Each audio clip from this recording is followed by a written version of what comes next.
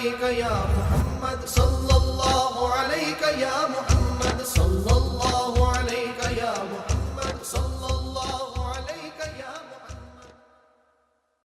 اس وقت 72 فرقے ہیں، پتہ نہیں کتنے فرقے ہیں. حضور پاک کے زمانے میں کوئی فرقہ نہیں تھا، نہ سنی نہ شیعہ نہ وہابی. حضور پاک کے زمانے میں صرف امتی تھے. اور امتی، حضور پاک فرماتے ہیں امتی وہ ہے جس میں نور ہے. حدیث شریف میں بھی ہے کہ قیامت کے دن امتوں کی پہچان نور سے ہوگی.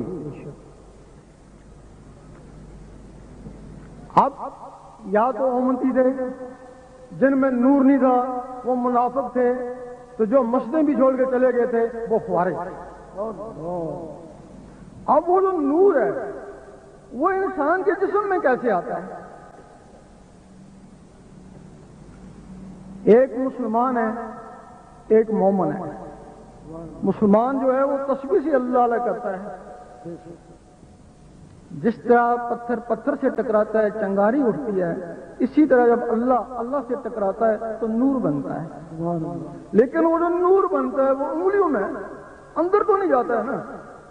وہ اگر کام آیا تو یوم محشر میں کام آئے گا نا، ابھی تو تمہارے کس کام کا نہیں ہے نا.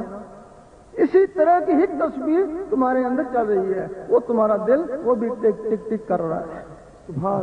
جب اس دل کی ٹک ٹک کے ساتھ اللہ اللہ ملاتے ہیں تو پھر وہ جو نور بنتا ہے وہ باہر نہیں جاتا، وہ سیدھا خون میں چلا جاتا ہے نا. خون سے ہوتا ہوا پھر وہ نسوں میں چلا آتا ہے، نسوں سے ہوتا ہوا پھر وہ نور ان روحوں تک پہنچ جاتا ہے جو تمہارے اندر ہیں. پھر وہ روحیں بیدار ہو کے وہ اللہ اللہ کرنا شروع کر دیتے ہیں. پھر وہ سوتے رہو گے اللہ اللہ ہوتی رہے گی. قبر میں چلا گئے وہاں بھی اللہ اللہ ہو رہی ہے، اور یوم محشر تک اللہ اللہ ہوتی رہے گی. جب وہ نور روحوں تک پہنچتا ہے پھر ایک سے دوسری تیسری باری باری ساری روحیں اللہ اللہ کرنا شروع کر دیتی ہیں. پھر یہی مسجد تو یہی کعبہ، یہی گلے گلزار جنت.